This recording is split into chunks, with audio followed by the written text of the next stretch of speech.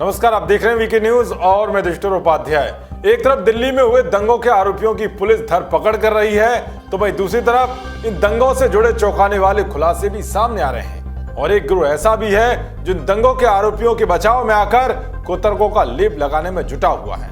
इसी बीच दिल्ली दंगों के मामले में गिरफ्तार की गई जामिया की छात्रा सफूरा जरगर के कांग्रेसी रिश्ते को लेकर एक बड़ा खुलासा हुआ है। जी हां, गैर कानूनी गतिविधि रोकथाम अधिनियम यानी कि यूएपीए के तहत गिरफ्तार की गई सफूरा जरगर जामिया मिलिया यूनिवर्सिटी में कांग्रेस के छात्र संगठन national student union of India की जनरल सेक्रेटरी थी।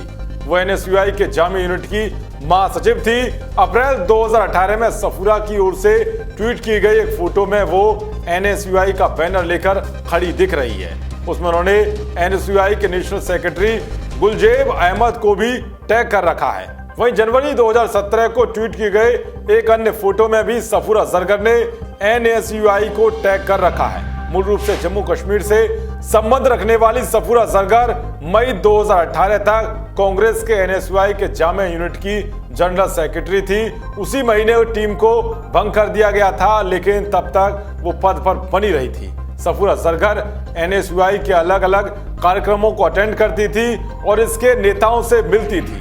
बता दें कि सफूरा जरगर को दिल्ली में हुए दंगों में संलिप्तता के चलते पुलिस ने गिरफ्तार किया था। अदालत में उसकी जमानत याचिका खारिज होने के बाद वामपंथी गैंग ने उसके गर्भवती होने की बात उठाते हुए हंगामा मचाया।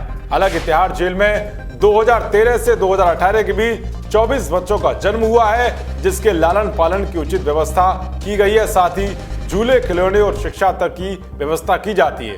उन बच्चों को उचित मेडिकल केयर दिया जाता है। सफूरा जरगर ने दिल्ली दंगों के दौरान जाफराबाद मेट्रो के पास मेन रोड को जाम करने में अहम भूमिका निभाई थी।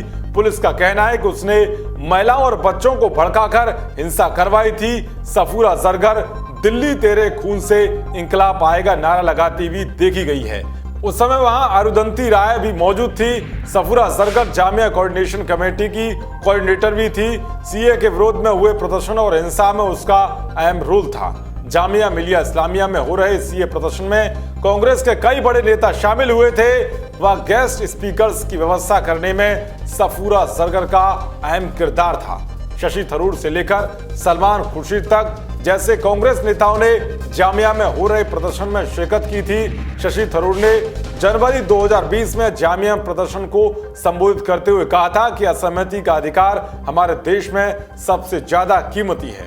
उन्होंने जामिया और जेएनयू में हिंसक दंगाइयों के खिलाफ पुलिस की कार्रवाई की निंदा करते हुए कहा था कि यहाँ छात्रों के साथ बेशर्मी से दुर्व्यवहार किया गया है। साथ ही उन्होंने पुलिस की ओर से लाइब्रेरी में घुसकर छात्रों की पिटाई करने का भी आरोप लगाया था। यहाँ तक कि उन्होंने सीए को एनआरसी से भी जोड़कर देखा था। उनके साथ दिल्ली कांग्रेस के अध्यक्ष सुभाष चोपड़ा भी जामिया गए थे।